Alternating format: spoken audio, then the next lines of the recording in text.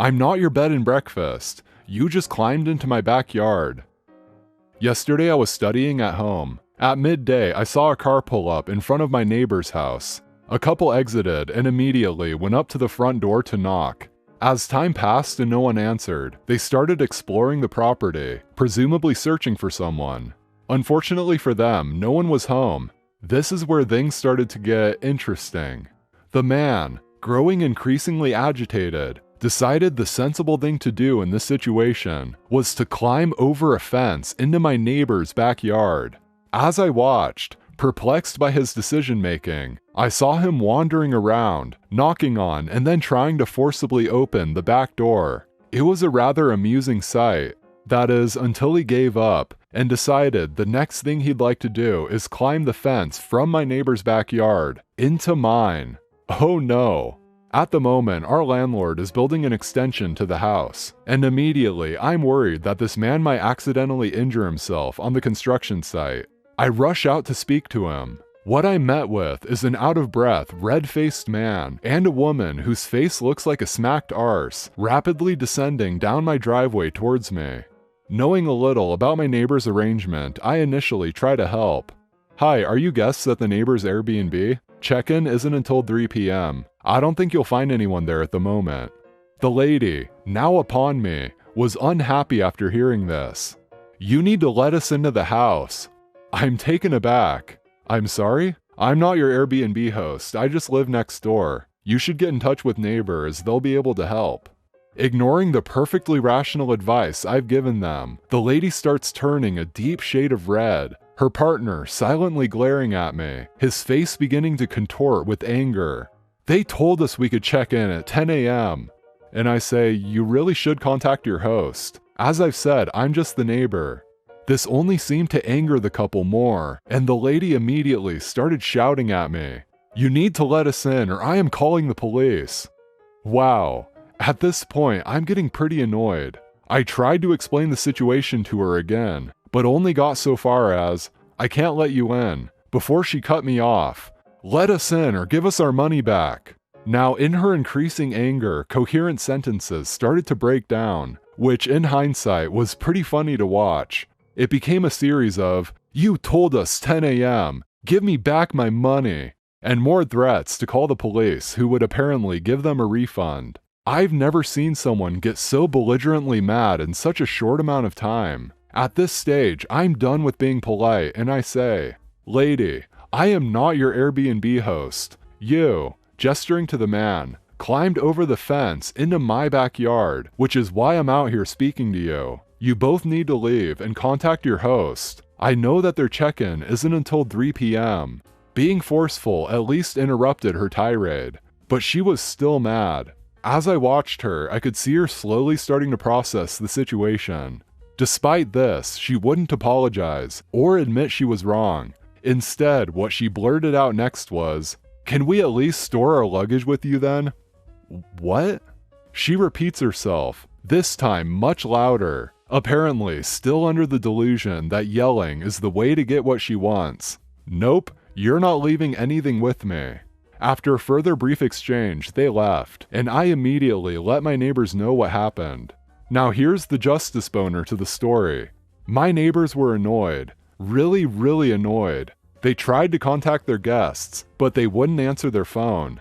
Eventually, they let Airbnb know what happened. Airbnb tried to reach out to them too. Again, the guests were uncontactable.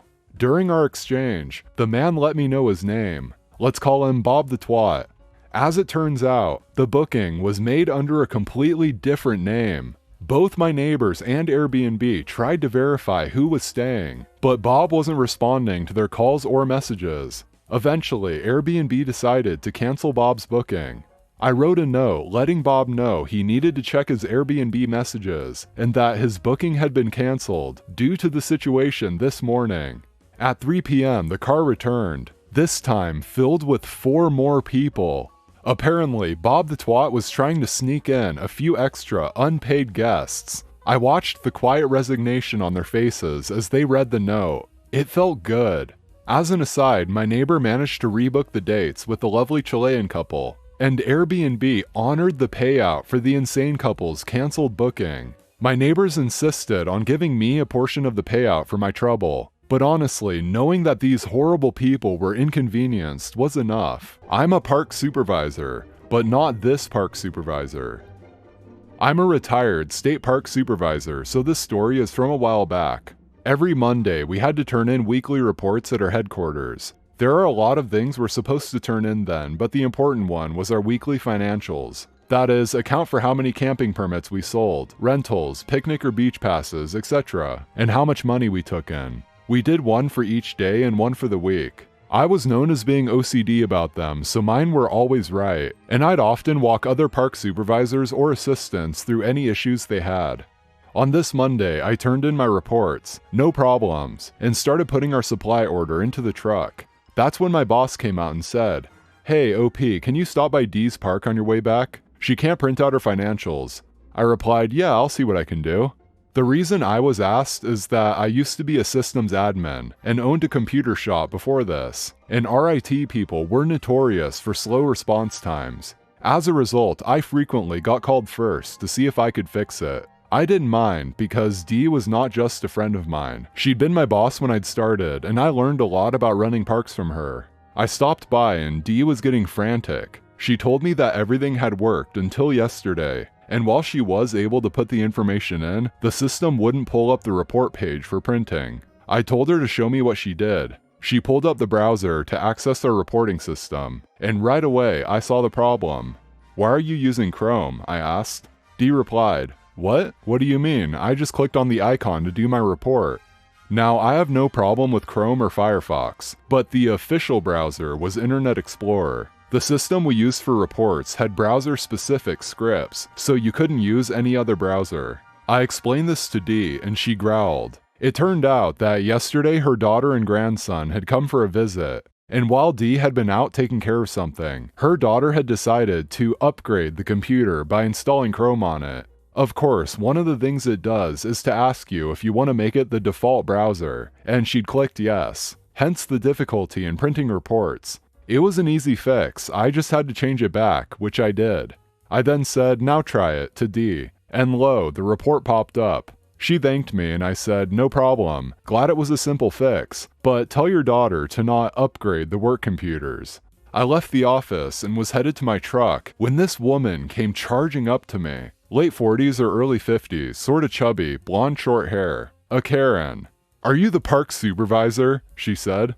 I'm a park supervisor, but not." That was all I got out. She proceeded to start yelling about how my park ranger had ruined her family's weekend. Now, this park didn't have a park ranger. She was talking about Dee. I tried to get a word in edgewise, but nope, she was on a tear about that B word. I realized I was going to have to wait her out. She proceeded to tell me all about how Dee had ruined her weekend, while I started mentally adding up the various park rules and state laws this woman and her family had broken. By the time she wound down, I'd counted 5 park rules, 2 misdemeanors, and a probable felony, and thinking that Dee must have been in a forgiving mood, she finally ended with, "And I want her fired." I said, "I can't do that." She yelled, "Why the hell not?" And I said, "Because she's the supervisor of this park. I'm the supervisor of a different park. I can say that I wouldn't have ruined your weekend." She said, "Really?" And I said, "Absolutely. If you'd have been at my park, I'd have had the police in to give you tickets and then evicted you. I'd have ruined your life." She stared at me for a second and said, "I'm going to call your headquarters about this." I said, "I'm sure you will when you get home." And then I smiled and in a cheery voice added, "Now have a safe trip." She huffed, turned around, and stormed back to her car. I waved as she left. As her car was disappearing, I heard laughter coming from behind me. Dee had come out of the office and had tears in her eyes from laughing. She said, "I can't believe you just did that." I said, "Well, I figured I should show her just how much worse it could get." Dee said, "I always thought people from my former park were exaggerating when they called you the supervisor from hell. I thought you were really easygoing, but I can see now why they called you that." I said, "I don't like doing it, but when the situation calls for it, well, I release my inner a-hole." We laughed and I went back to my park. No, the Karen never called, or if she did, it never made it back to us.